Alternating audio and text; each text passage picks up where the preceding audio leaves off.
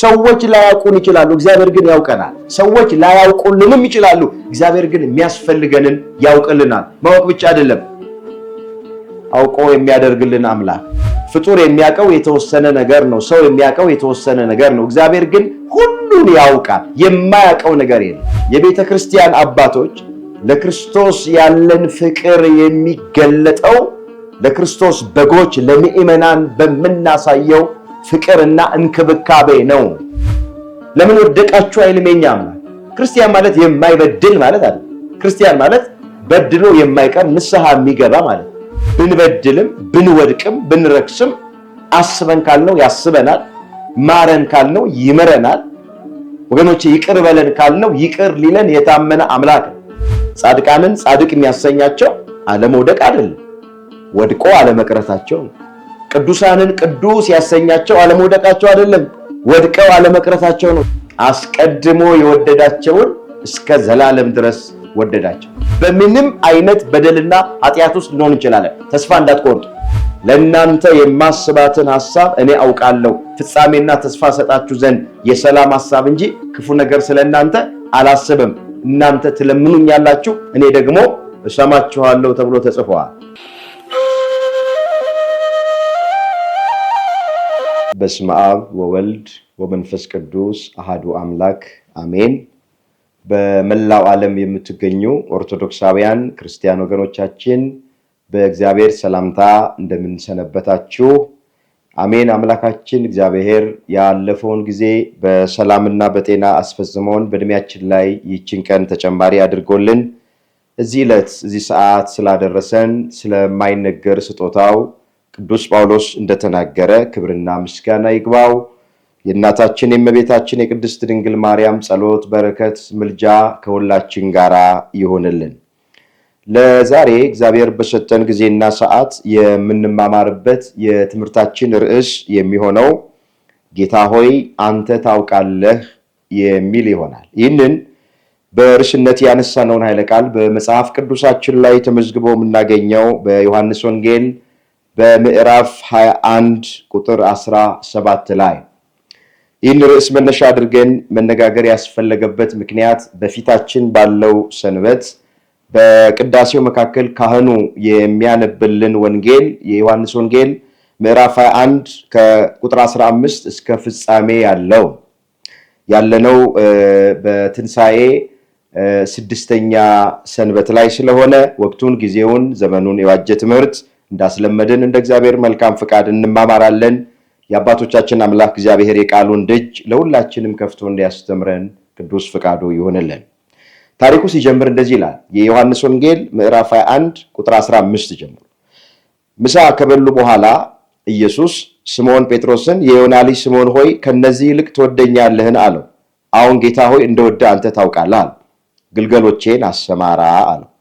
ደግሞ ሁለተኛ የዮና ልጅ ስምዖን ሆይ ትወደኛለህን አለው። አዎን ጌታ ሆይ እንደምወደ አንተ ታውቃለህ አለው። ጠቦቶቼን ጠብቅ አለው። ሶስተኛ ጊዜ የዮና ልጅ ስምዖን ሆይ ትወደኛለህን አለው። ሶስተኛ ትወደኛለህ ስላለው ጴጥሮስ አዘነና ጌታ ሆይ አንተ ሁሉን ታውቃለህ፣ እንደምወድህም አንተ ታውቃለህ አለው። ኢየሱስም በጎቼን አሰማራ አለው ይላል። ስለ ቃሉ የቃሉ ባለቤት የሰራዊት ጌታ አምላካችን እግዚአብሔር ስሙ ለዘላለም የተመሰገነ ይሁን። እንግዲህ ታሪኩ ሲጀምር ምሳ ከበሉ በኋላ ኢየሱስ ስምዖን ጴጥሮስን የዮና ልጅ ሆይ ትወደኛለህን ብሎ ጠየቀው ይላል። ወደ ርዕሳችን መሰረታዊ ሐሳብ መምጣት ይቻለን ዘንድ ጥቂት ወደኋላ ተመልሰን እንመልከት። ለምን ታሪኩ በአንድ ቀን የተፈጸመ ተያያዥነት ያለው ታሪክ ስለሆነ ማለት ነው። በዚህ በዮሐንስ ወንጌል ምዕራፍ 21 ቁጥር 1 ጀምሮ ከዚህ በኋላ ኢየሱስ በጥብራዲዮስ ባህር አጠገብ ለደቀ መዛሙርቱ እንደገና ተገለጠላቸው ይላል። በዚህ ስፍራ ለደቀ መዛሙርቱ ሲገለጥ መጽሐፍ ቅዱስ እንደሚነግረን ለሶስተኛ ጊዜ ነው የተገለጠላቸው። ሁላችን እንደምናውቅ በመጀመሪያ በተዘጋ ቤት ውስጥ ደቀ መዛሙርቱ ሳሉ ትንሣኤውን ገልጦላቸዋል። ሁለተኛ ደግሞ ከ8 ቀን በኋላ ቶማስ ባለበት ትንሣኤውን ገልጦላቸዋል። አሁን ለሶስተኛ ጊዜ ደግሞ በጥብራዲዮስ ባህር አጠገብ ሳሉ ጌታችን ኢየሱስ ክርስቶስ ትንሣኤውን ገልጦላቸዋል። 3 ጊዜ ብቻ ነው ከተነሳ በኋላ ትንሣኤውን የገለጠው ማለታችን አይደለም። በአደባባይ የተገለጠውን ብዙ ሆኖ የተገለጠውን ቆጥረን እንጂ በተናጠል ለብቻ ለኤማውስ መንገደኞች፣ ለመግደላዊት ማርያም፣ ለአትክልት ጠባቂው ትንሣኤውን ገልጦላቸዋል። ነገር ግን በጉባኤ ሲገለጥ ብዙ ሆኖ ሲገለጥላቸው ይሄ ሶስተኛ ነው ይላል መጽሐፍ። እና በዚህ ሰዓት ቅዱስ ጴጥሮስ እኔ አሳ ላጠምድ ልሄድ ነው ብሎ አላቸው። እነሱም እኛም ካንተ ጋራ እንሄዳለን ብለው አሉት ይላል። አባቶቻችን የለመደ ልማድ በእጅ አይልም ይላል። ቅዱስ ጴጥሮስ እንደገና ወደ ቀደመ ግብሩ ትቶት ወደ መጣበት ስራ ለመመለስ ወሰነ። መጽሐፍ ቅዱስ እርፍ ጨብጦ ወደኋላ የሚመለከት ሰው ለእግዚአብሔር መንግስት የተገባ አይደለም ነው። አሁን ጴጥሮስ መለሳለሁ ሲል ሌሎቹም አብረን ካንተ ጋር እንሄዳለን አሉት። ጴጥሮስ ተጽዕኖ ፈጣሪ ሰው ብቻውን አይደለም የተመለሰው፣ ሌሎቹንም አብሯቸው ነው ሄደ። ለምን? ከቸር ጋራ ቸር ሆነ ትገኛለህ፣ ከቅን ሰው ጋር ቅን ሆነ ትገኛለህ፣ ከንጹህ ሰው ጋራ ንጹህ ሆነ ትገኛለህ፣ ከጠማማ ጋራ ጠማማ ሆነ ትገኛለህ ይላል መጽሐፍ። ስለዚህ አጠገባችን ያለው ሰው በእኛ በክርስትና ህይወታችን ውስጥ ትልቅ ቦታ አለው ማለት። መልካም ከሆነ እኛ መልካም ያደርገናል፣ በጎ ሰው ከሆነ እኛን በጎ ያደርገናል፣ መንፈሳዊ ሰው እግዚአብሔርን የሚፈራ ሰው ከሆነ እኛም እንደዚህ ያደርገናል። ደግሞ የሚደክም ከሆነ እኛን ያደክመን። አሁን ጴጥሮስ እሄዳለሁ ሲል ሌሎቹም ደቀ መዛሙርት ተከትለውት አሳ ለማጥመድ ሄዱ ይላል። የሚገርመው በዚያች ሌሊት ምንም አላጠመዱም ይላል። ከክርስቶስ ተለይተው ሌሊቱን በሙሉ አሳ ለማጥመድ ሞከሩ፣ ነገር ግን አልተሳካላቸውም ይላል። ወዲያው ኢየሱስ ክርስቶስ መጣና ታሪኩን አሳጥረን ወደ ርዕሳችን ጋር እንምጣ። አንዳች የሚበላ አላችሁ ልጆቼ ብሎ ጠየቃቸው ይላል። ቅዱስ ጴጥሮስ ሌሊቱን ሙሉ ደከምን፣ አንድም አሳ መረባችን ላይ አልገባም አለ። አሁን በሉ መረባችሁን በታንኳይቱ በስተቀኝ በኩል ጣሉ አላቸው። ጌታ ሆይ ሌሊቱን ሙሉ ደከምን እኮ አንድም አሳ መረባችን ውስጥ ሊገባ አልቻለም። በቃል መሰረት አንተ ካዘዝከን ግን እንጥላለን። ወዲያው በስተቀኝ በኩል መረቡን ጣሉት ይላል። መረባቸው በአሳ ተሞላ ይላል። ባዶነታችንን የሚሞላ አምላክ ስሙ የተመሰገነ ይሁን።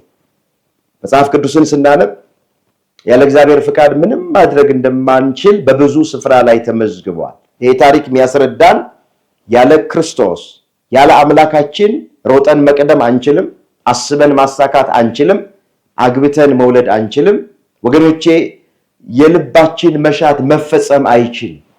እኛ ስላለን ነገር አይደለም፣ ስለ ቅልጥፍናችን ስለ ትምህርት ዝግጅታችን አይደለም። የእግዚአብሔር ልጆች ይሄ ድምፅ የሚሰማቸው እግዚአብሔር ሲፈቅድ ነው ሁሉም ነገር የሚሳካው። በዚህ በመጽሐፈ መክብብ በምዕራፍ 2 ቁጥር 25 ላይ ጠቢቡ ሶሎሞን ሲናገር ምንድነው ያለ እርሱ ፈቃድ የበላ ደስ ብሎ ተድላን የቀመሰ ማን ነው ያለ። ያለ እግዚአብሔር የሚሆን ነገር የለም። ዳዊትም በመዝሙር 126 ቁጥር 1 ላይ እግዚአብሔር ቤትን ካልሰራ ቤተሰሪ በከንቱ ይደክማል።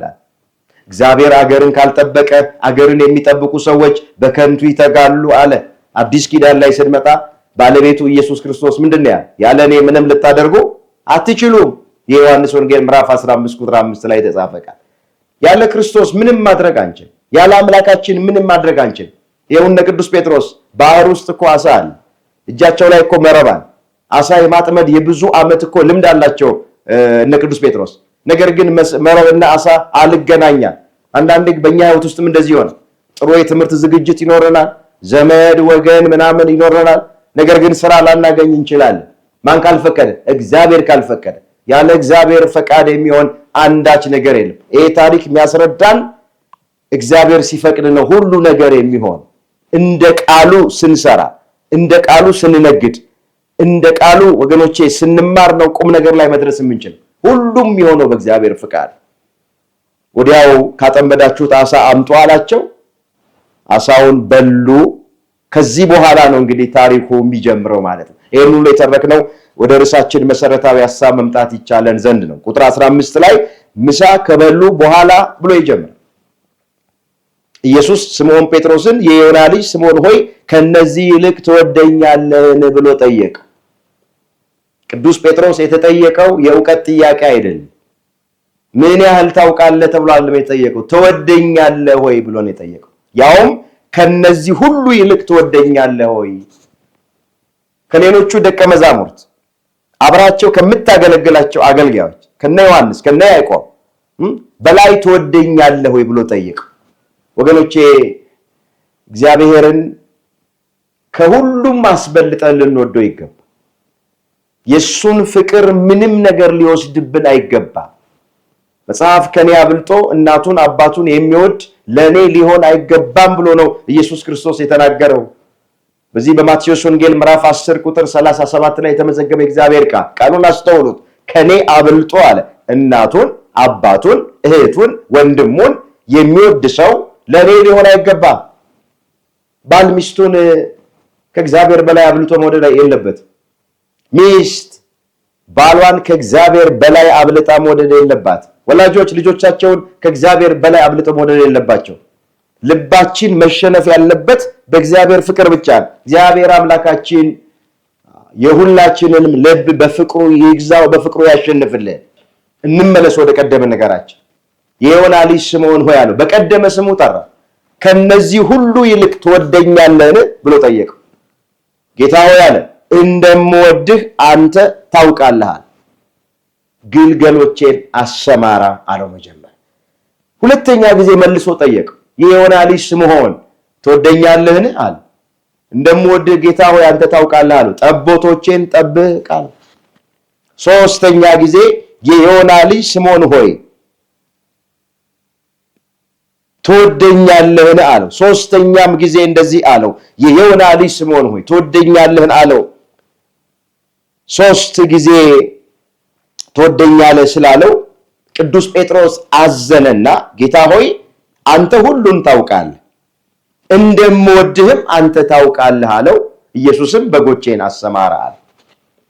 ሶስት ጊዜ ሲጠይቀው ቅዱስ ጴጥሮስ ለምንድን ነው ያዘነው ያሉ እንደሆነ ሁላችን ታሪኩ እንደምናውቅ ለአይሁድ ተላልፎ በተሰጠበት ሌሊት በዛ በጸሎተ ሐሙስ ምሽት ማለት ቅዱስ ጴጥሮስ ሰውየውን አላውቅም ብሎ 3 ጊዜ ክዶት ነበር። በዛ አንጻር 3 ጊዜ ስለካድኩት 3 ጊዜ ጠየቀኝ አለና ያ ትዝ ብሎት ቅዱስ ጴጥሮስ አዘነ ይላል ታሪኩ በማቴዎስ ወንጌል ምዕራፍ 26 ቁጥር 30 ጀምሮ የተመዘገበ ታሪክ። ጌታችን ኢየሱስ ክርስቶስ ለአይሁድ ተላልፎ በተሰጠበት ሌሊት እረኛውን እመታለሁ የመንጋውን በጎች ይበተናሉ የሚል ተጽፏል። አሁን እኔን ይይዙኛል ሁላችሁ እስከማታውቁኝ ድረስ ትክዱኛላችሁ ብሎ አለ። የዚህ ጊዜ ጴጥሮስ ምንድን ነበር ያለው? ጌታ ሆይ አለ ሁሉ ቢክድህ እኔ አልክድህም፣ ካንተ ጋራ መሞት እንኳን ቢያስፈልገኝ አብሬ ምን እላለሁ እሞታለሁ ብሎ ነበር። ጌታችን ብሎ ነው የመለሰለት ለቅዱስ ጴጥሮስ፣ ጴጥሮስ ዶሮ ሳይጮ 3 ጊዜ ትክደኛለህ አለ።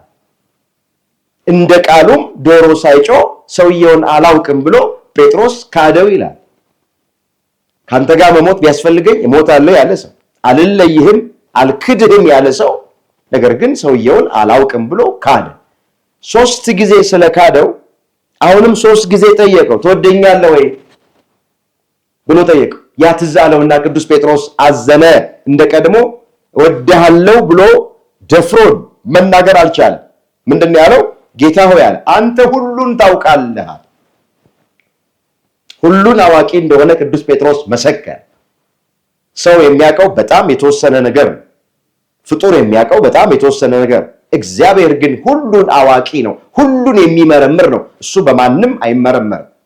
ስለዚህ ይሄንን እግዚአብሔርነቱን አምላክነቱን ቅዱስ ጴጥሮስ መሰከረ። አንተ ሁሉን ታውቃለህ፣ እንደምወድህም ታውቃለህ፣ በጎቼን አሰማራ። እስኪ ጥቂት ነገር ግልገል የተባሉ እነማን ናቸው? ጠቦት የተባሉ እነማን ናቸው? በበግ የተመሰሉ እነማን ናቸው የሚለውን ጥቂት ነገር እንመልከት። የቤተክርስቲያን ሊቃውንት መተርጉማን አንድም እያሉ በትርጓሜ ወንጌል ላይ ብዙ ያስቀመጡታል። ነገር ግን ሁሉን ለመተረክ ጊዜ ስለሌለን ጥቂት ነገር ጠቁሚያቸው ወደሚቀጥለው ይላል። በመጀመሪያ ግልገሎቼን አሰማራ ሲል 36ቱ ቅዱሳት አንስትን ማለቱ ነው። ጠቦቶቼን ጠብቅ ሲል 72ቱን አርድእት ማለቱ ነው። በጎቼን አሰማራ ሲል 10ሩን ደቀ መዛሙርት ማለት ነው። ለፍጻሜው በግልገል የተመሰሉት ሕፃናት ናቸው። በጠቦት የተመሰሉት ወጣቶች ናቸው። በበግ የተመሰሉት አረጋውያንና አረጋዊት ናቸው። አንድም ግልገል የተባሉት ወጣኒ የሆኑ ጀማሪ ክርስቲያኖች ናቸው። ጠቦት የተባሉት ደግሞ ወይም በጠቦት የተመሰሉት ማዕከላውያን ናቸው። በበግ የተመሰሉት ፍጹማን ናቸው። በጠቅላላ በጎቼን ጠብቅ ብሎ ሲለው ቅዱስ ጴጥሮስን የሰው ልጆችን ሁሉ ጠብቅ ብሎ ኃላፊነትና አደራ ሲሰጠው ነው። ወገኖቼ ሕፃናትን መጠበቅ አለብን፣ ወጣቶችን መጠበቅ አለብን። ጠቢቡ ሰለሞን ሲናገር ምንድን ነው ያለው? ልጅህን በሚሄድበት መንገድ ምራው፣ በሸመገለ ጊዜ ከእርሱ ፈቀቅ አይልም ነው ያለው። እዛ መጽሐፈ ምሳሌ ምዕራፍ 22 ቁጥር 6 ላይ የተመዘገበ ቃሉን ደግመዋል። ልጅህን በሚሄድበት መንገድ ምራው። ሕፃናት ነጭ ወረቀቶች ናቸው። እንዳሳየናቸው ነው፣ እንዳሳደግናቸው ነው። ወገኖቼ ልጆቻችን ላይ በደንብ መስራት መቻል አለን። በተለይ በዚህ ዘመን አገር ውስጥም አገር ውጭም ያለን የሚበሉትን፣ የሚጠጡትን፣ የሚለብሱትን ነገር ብቻ አይደለም መጨነቅ የሚገባል። ለልጆቻችን በሃይማኖት የጸኑ እንዲሆኑ፣ በምግባር የቀኑ እንዲሆኑ፣ ፈሪሃ እግዚአብሔር እንዲኖራቸው በደንብ ሰርተንና ቀተን ማሳደግ መቻል አለብን። ዛሬ ብዙ ወላጅ በገዛ ልጁ ደስተኛ አይደለም።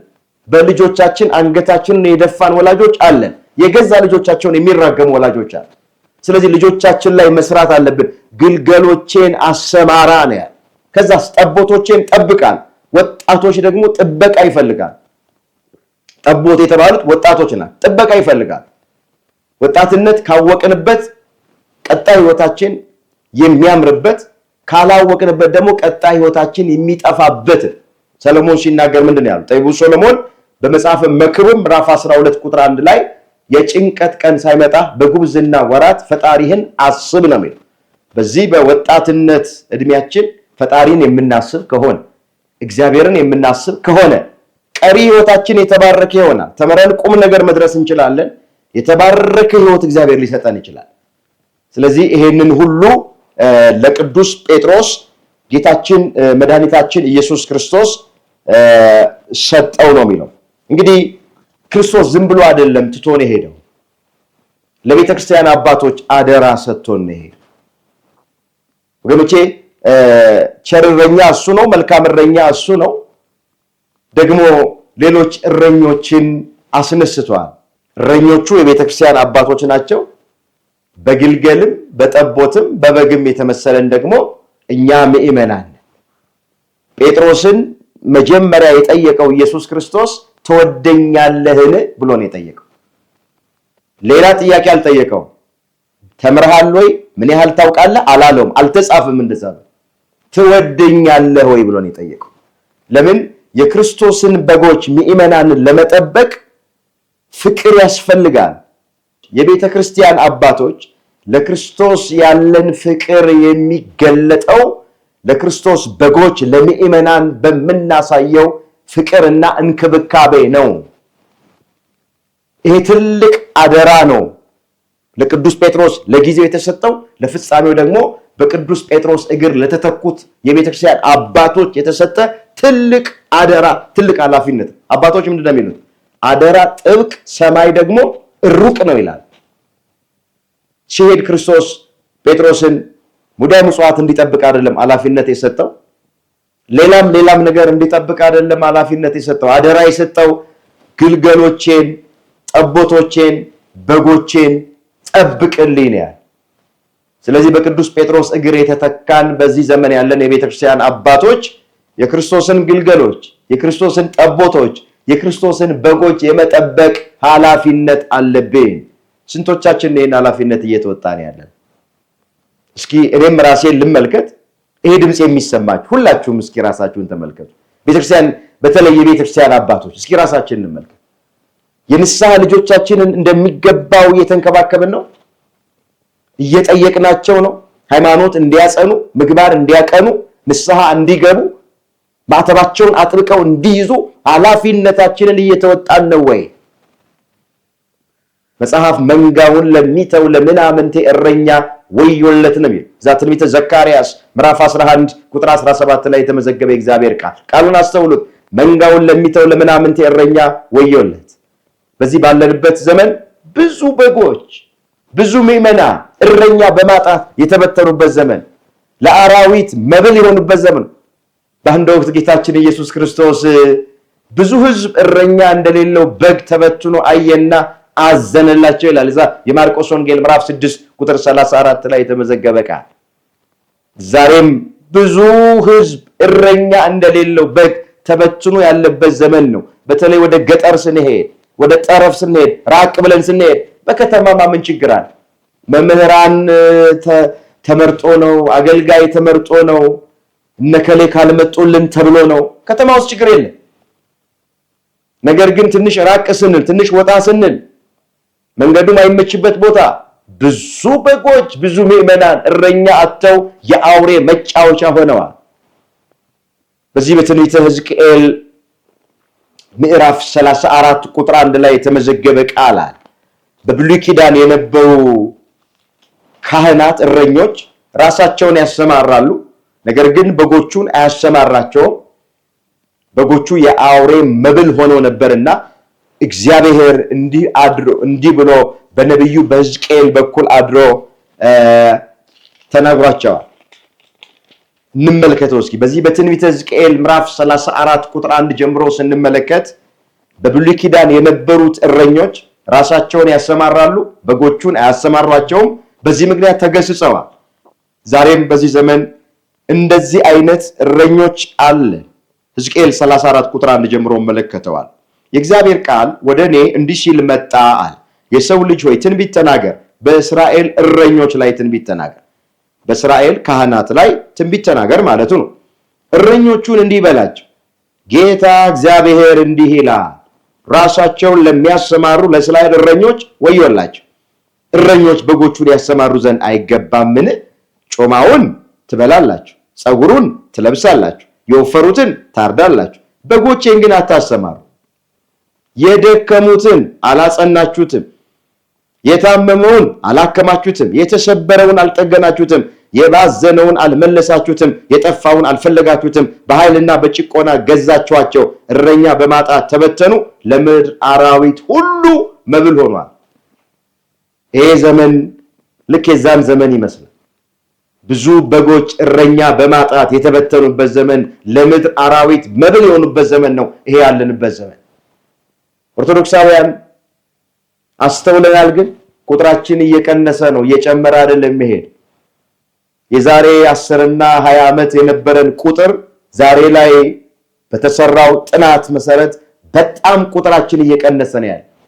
ከኛ ወጥተው ነው ወደ ፕሮቴስታንቱ ቤት መሄዱት፣ ከኛ ወጥተው ነው ወደ ካቶሊክ መሄዱት፣ ከኛ ወጥተው ነው ወደ አሕዛብ ጋር መሄዱት። ስለዚህ ቁጥራችን እየጨመረ ሳይሆን ቁጥራችን እየቀነሰ ነው። በምን ምክንያት?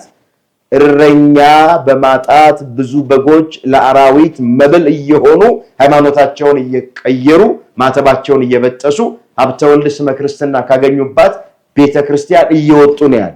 አንዳንዶቻችን ኃላፊነታችንን በሚገባ ስላልተወጣን ማለት። እንመለስ ወደ ቀደመ ነገራችን። ቅዱስ ጴጥሮስ አደራ ተሰጠው። በጎቼን ጠብቅ ተብሎ አደራ ተሰጠው። አደራውን በሚገባ የተወጣ ሐዋርያ ነው። መንፈስ ቅዱስን ከተቀበሉ በኋላ ደቀ መዛሙርት ለአገልግሎት ሲሰማሩ ቅዱስ ጴጥሮስ በአንድ ቀን ስብከቱ 3000 ነፍሳት ነው የማረከው። ስለዚህ ኃላፊነቱን ተወጥቷል፣ አደራውን ተወጥቷል። እንመለስ ወደ ቀደመ ነገራችን። የሚገርም ነው። ከወደቀ በኋላ ሲነሳ ቅዱስ ጴጥሮስ ከካደ በኋላ ሲመለስ ንስሐ ከገባ በኋላ የሐዋርያት አለቃ አድርጎ ነው የሾመው። አምላካችን ምሕረቱ የበዛ ነው፣ መዓቱ የራቀ ነው። በማንም ሰው ጥፋት አይደሰትም። ክደኸኛል አላለው፣ ፊት አልነሳው። የሐዋርያት አለቃ አድርጎ ነው የሾመው። ትልቅ ኃላፊነት ነው የሰጠው ለቅዱስ ጴጥሮስ። ይሄ ምንድን ነው የሚያስረዳን? ከየትም እንምጣ መቼም እንምጣ እስካሁን ድረስ የት ነበራችሁ አይልም የኛ አምላክ። ለምን ወደቃችሁ አይልም የኛ አምላክ። ወገኖቼ ክርስቲያን ማለት የማይወድቅ ማለት አይደለም። ክርስቲያን ማለት ወድቆ የማይቀር ማለት። ክርስቲያን ማለት የማይበድል ማለት አይደለም። ክርስቲያን ማለት በድሎ የማይቀር ንስሐ የሚገባ ማለት።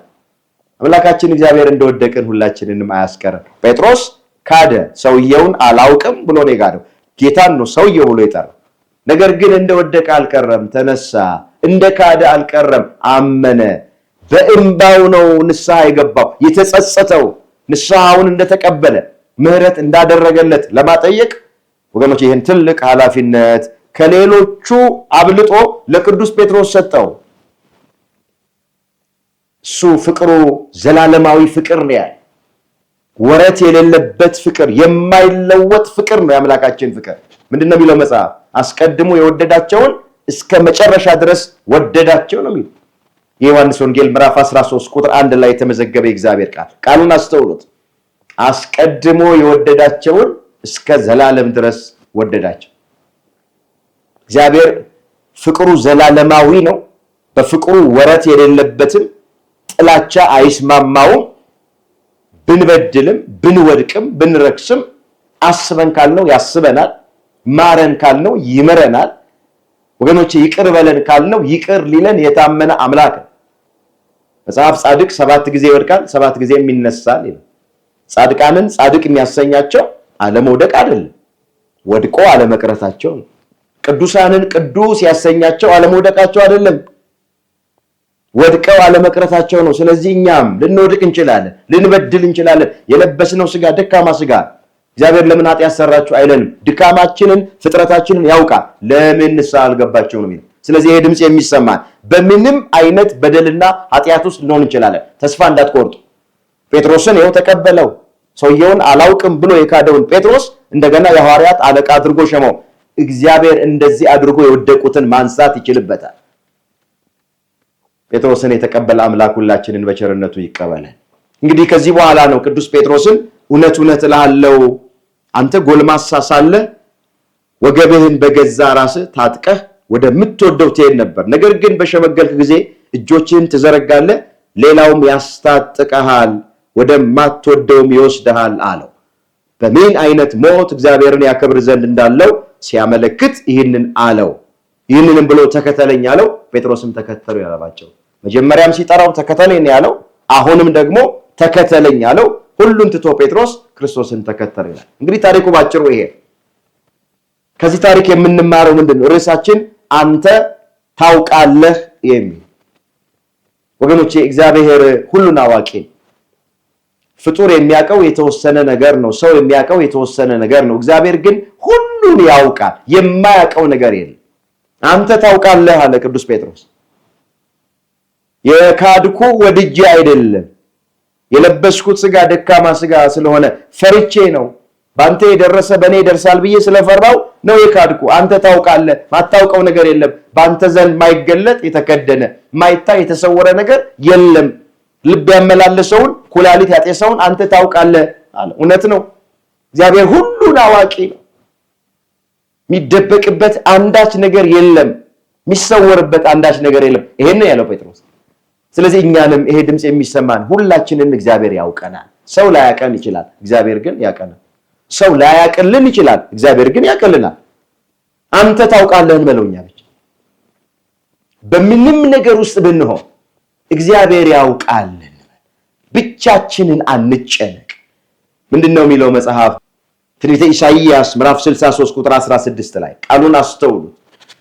አብርሃም ባያውቀን እስራኤል ባያስታውሰን አንተ አባታችን ነህ፣ አቤቱ አንተ አባታችን ነህ፣ ስምህም ታዳጊያችን ነው የሚለው መጽሐፍ። ቃሉን አስተውሉት። በዚህ በትንቢተ ኢሳይያስ ምዕራፍ 63 ቁጥር 16 ላይ የተመዘገበ የእግዚአብሔር ቃል አብርሃም ባያውቀን እስራኤል ባያስታውሰን አቤቱ አንተ አባታችን ነህ፣ አቤቱ አንተ አባታችን ነህ፣ ስምህም ከጥንት ጀምሮ ታዳጊያችን ነው። ይሄ ድምጽ የሚሰማችሁ ሰዎች ላያውቁን ይችላሉ፣ እግዚአብሔር ግን ያውቀናል። ሰዎች ላያውቁልንም ይችላሉ፣ እግዚአብሔር ግን የሚያስፈልገንን ያውቅልናል። ማወቅ ብቻ አይደለም፣ አውቆ የሚያደርግልን አምላክ። ምንድነው የሚለው መጽሐፍ? ለእናንተ የማስባትን ሐሳብ እኔ አውቃለሁ፣ ፍጻሜና ተስፋ እሰጣችሁ ዘንድ የሰላም ሐሳብ እንጂ ክፉ ነገር ስለእናንተ አላስብም። እናንተ ትለምኑኛላችሁ፣ እኔ ደግሞ እሰማችኋለሁ። እግዚአብሔር ከኃጢአት በስተቀረ የምንለምነውን ልመና ይስማል።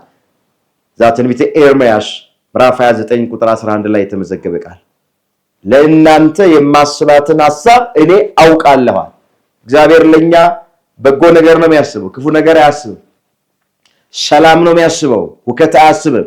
ጤንነት ነው የሚያስበው፣ በሽታ አያስብም። በረከት ነው የሚያስበው፣ መርገም አያስብም። ለእናንተ ማስባትን ሐሳብ እኔ አውቃለሁና አለ እግዚአብሔር። ወገኖቼ ሰው ምን እንደሚያስፈልገን ሊያውቅ ይችላል፣ ነገር ግን አውቆ ሰው አያደርግልንም። የእግዚአብሔር የተለየ ነው። የሚያስፈልገንን ማወቅ ብቻ አይደለም፣ አውቆ ያደርግልናል። ስለዚህ አንተ ታውቃለህ እንበለው። በተሰማራንበት መስክ ተማሪዎች አንተ ታውቃለህ እያልን እንማር። ነጋዴዎች አንተ ታውቃለህ እያልን እንነግድ። የፍርድ ቤት ጉዳይ ያለብን ሰዎች አንተ ታውቃለህ ብለን በትዕግስት እንጠብቀው። ጤና ያጣን ሰዎች አንተ ታውቃለህ ብለን እንጠብቀው። ጤናን ይመልሳል፣ ቁስልን ይፈውሳል። እኔ ፈዋሽ እግዚአብሔር ነኝ ተብሎ ተጽፏል። ማዳን እግዚአብሔር ነው ተብሎ ተጽፏል። አንተ ታውቃለህ እንበለው። እንደ ቅዱስ ጴጥሮስ እግዚአብሔር አዋቂ ነው። አንጨነቅ፣ ተስፋ አንቁረጥ። ምንድነው የሚለው መጽሐፍ? እሱ ስለእናንተ ያስባልና የሚያስጨንቃችሁን ሁሉ በእግዚአብሔር ላይ ጣሉ። አንደኛ ጴጥሮስ ምዕራፍ 5 ቁጥር 7 ላይ የተመዘገበ ቃል። ቃሉን አስተውሉት። እሱ ስለእናንተ ያስባልና የሚያስጨንቃችሁን ሁሉ በእርሱ ላይ ጣሉት። አንተ ታውቃለህ ማለት ወገኖቼ የሚያሳስበንን የሚያስጨንቀንን እንቅልፍ የነሳንን ነገር በሙሉ በክርስቶስ ላይ መጣል ነው። እሱን ተስፋ እያደረጉ መኖር ነው። በሌላም ስፍራ ሐዋርያው ቅዱስ ጳውሎስ ምን ብሎ ነው የተናገረው? ሁልጊዜ በጌታ ደስ ይበላችኋል። ደግሜ እላለሁ ደስ ይበላችሁ። ገርነታችሁ ለሰው ሁሉ ይታወቅ። ጌታ ቅርብ ነው። በነገር በጸሎት በምልጃ ከምስጋና ጋር ልመናችሁን ለእግዚአብሔር አስታውቁ እንጂ በአንዳች አትጨነቁ። አይምሮን ሁሉ የሚያልፍ የእግዚአብሔር ሰላም ልባችሁና ሐሳባችሁን በክርስቶስ ኢየሱስ ይጠብቃል ነው የሚለው ፊልጵስዩስ ምዕራፍ 4 ቁጥር 4 ላይ የተመዘገበ እግዚአብሔር። ስለዚህ እግዚአብሔር ያውቅ። ስለ ሀገራችን እግዚአብሔር ያውቅ። ስለ ቤተክርስቲያናችን እግዚአብሔር ያውቅ።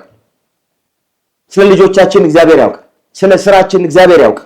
አንተ ታውቃለህ እንበለው። ልክ እንደ ቀደሙት እናቶችና አባቶቻችን ስለሆነ ነገር ስትጠይቋቸው እግዚአብሔር ያውቃል ይላል፣ አምላክ ያውቃል ይላል። ትልቅ ንግግር ነው ወገኖቼ፣ ቀላል እንዳይመስላችሁ። እግዚአብሔር ያውቃል ማለት እሱ አለልኝ፣ አይጥለኝም፣ አይረሳኝም፣ የሚያስፈልገኝን ያደርግልኛል የሚል መልእክት አለው በውስጡ። ስለዚህ ከዚህ ታሪክ የምንማረው ነገር በህይወታችን ሁሉ አንተ ታውቃለህ እያልን እንድንኖርን ያስተምረናል። ምናልባት ዛሬ ቃሉን ሰምተን እንደ ቃሉ መኖር አልቻልን ይሆናል። ጽድቅ መስራት ከብዶን ይሆናል። ንስሐ አልገባን ይሆናል። ቅዱስ ሥጋውን ክቡር ደሙን አልተቀበልን ይሆናል። ለመጾም እንቸገር ይሆናል። 3 ሰዓት ቆመን ማስቀደስ ይከብደን ይሆናል። መንፈሳዊ ነገር በጣም ከብዶን ሊሆን ይችላል። አይዟችሁ፣ ተስፋ አትቁረጡ። አንተ ታውቃለህ በሉት። በሰማነው ቃል መኖር እንድንችል ያደርገናል። ፊታችንን ወደ ንስሐ እንድንዞር እግዚአብሔር ያደርጋል። ለቅዱስ ሥጋው ለክቡር ደሙ ያበቃናል።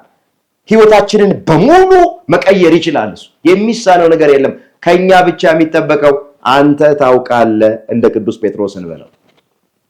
አምላካችን እግዚአብሔር እሱን ተስፋ እያደረግን ከጭንቀት ውስጥ ከብቸኝነት ስሜት ውስጥ ወጥተን ተረጋግተን እንድንኖር መድኃኔዓለም ኢየሱስ ክርስቶስ ሁላችንን ይርዳል። ያዘኑትን የሚያጽናና፣ የደከሙትን የሚያበረታ፣ የወደቁትን የሚያነሳ እግዚአብሔር ነውና ሁላችንን እግዚአብሔር ይደግፈን፣ ሁላችንን እግዚአብሔር ይጠግነን፣ ሁላችንን እግዚአብሔር ያጽናናል። የሁላችንን እንባ መድኃኔዓለም ያብስልን። የሚያስፈልገንን ሁሉ አምላካችን እግዚአብሔር በሕይወታችን እንዲያዘጋጅልን የእሱ ቅዱስ ፈቃዱ ይሆንልን። ጌታ ሆይ አንተ ታውቃለህ። ያስተማረን፣ የመከረን፣ የገሰጸን የአባቶቻችን አምላክ እግዚአብሔር ስሙ የተመሰገነ ይሁን። ድንግል ማርያም ጣዕሟን በአንደበታችን ፍቅሯን በልባችን ትሳል። የሁላችንን መጨረሻ እግዚአብሔር ያሳምር።